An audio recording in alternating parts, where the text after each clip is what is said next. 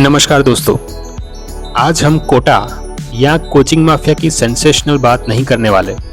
आज हम बात करने वाले हैं जॉब्स की, एम्प्लॉयमेंट की और लेबर लॉस की। क्योंकि जब एआई कोचिंग इंडस्ट्री को डिस्टर्ब करता है तो सबसे पहला सवाल आता है टीचर्स, काउंसलर्स और सपोर्ट स्टाफ, उनका क्या होगा। कोचिंग इंडस्ट्री सिर्फ एक एजुकेशन सेक्टर नहीं है, ये एक बड़ा एम्प्लॉयर है। Faculty, academic counsellors, sales staff, admission team, hostel workers, math staff, housekeeping, security, हज़ारों लोग इस इंडस्ट्री पे डिपेंड करते हैं। अब रिसेंटली गूगल जेमिनी ने अनाउंस किया है AI based evaluation and practice exam, वो भी फ्री। इसका मतलब सिर्फ पढ़ाई का तरीका चेंज नहीं हो रहा, बल्कि असेसमेंट, फीडबैक और मेंटरिंग का काम भी ऑटोमेट हो रहा है।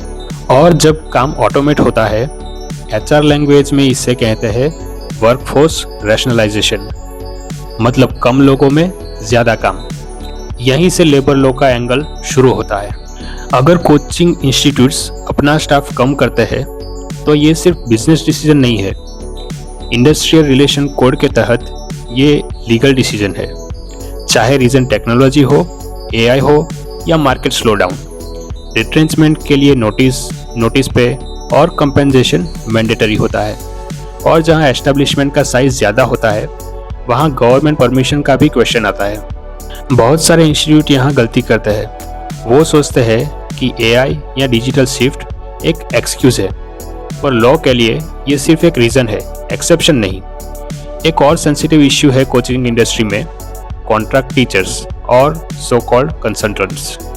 पेपर पे कंसल्टेंट, लेकिन working hours fix, syllabus control, performance pressure, सब कुछ एम्प्लॉय जैसा। ऐसे केसेस में अगर एआई के बाद मास टर्मिनेशन होती है तो मिस क्लासिफिकेशन के डिस्प्यूट्स आने के चांसेस काफ़ी बढ़ जाते हैं। लेबर कोर्ट ये देखेगी कि कंट्रोल किसका था, सुपरविजन किसने की और इकोनॉमिक डिपेंडेंसी कैसी थी। सिर्फ फैकल्टी ही नहीं, हॉस्टल, मेस और सपोर्ट स्टाफ भी इम्पैक्ट में आएगा। और इन केसेस में कंप्लायंस इग्नोर करना इंस्टीट्यूट के लिए महंगा पड़ सकता है। एआई के बाद एचआर डिपार्टमेंट के सामने एक बड़ी रिस्पॉन्सिबिलिटी आने वाली है। सवाल सिर्फ ये नहीं होगा कि कॉस्ट कैसे कम करें, सवाल ये होगा कि रिस्क किलिंग पॉसिबल है या नहीं, रीडिप्लॉयमेंट का ऑप्शन है या नहीं, और टर्मिनेशन सच में लास्ट ऑप्शन है या नहीं। नए लेबर कोड्स का भी यही स्पिरिट है, हायर एंड फायर नहीं, हायर एंड मैनेज रिस्पॉन्सिबली। जो इंस्टीट्यूट सिर्फ कॉस्ट कटिंग का माइंडसेट से चलेंगे वो लिटिगेशन और कंप्लायंस रिस्क फेस करेंगे, और जो इंस्टीट्यूट एचआर और लीगल ट्रांजिशन को सीरियसली लेंगे वो सरवाइव करेंगे। इसलिए ये सोचना गलत होगा कि कोचिंग इंडस्ट्री कल ख़त्म हो जाएगी। इंडस्ट्री रहेगी, लेकिन एम्प्लॉयमेंट का स्ट्रक्चर बदलेगा। परमानेंट रोल्स कम होंगे, हाइब्रिड और एआई असिस्टेड रोल्स ज़्यादा होंगे, और एचआर पॉलिसीज को ग्राउंड रियलिटी के हिसाब से अपडेट करना पड़ेगा। आज असली सवाल ये नहीं है कि एआई कोटा को ख़त्म करेगा या नहीं।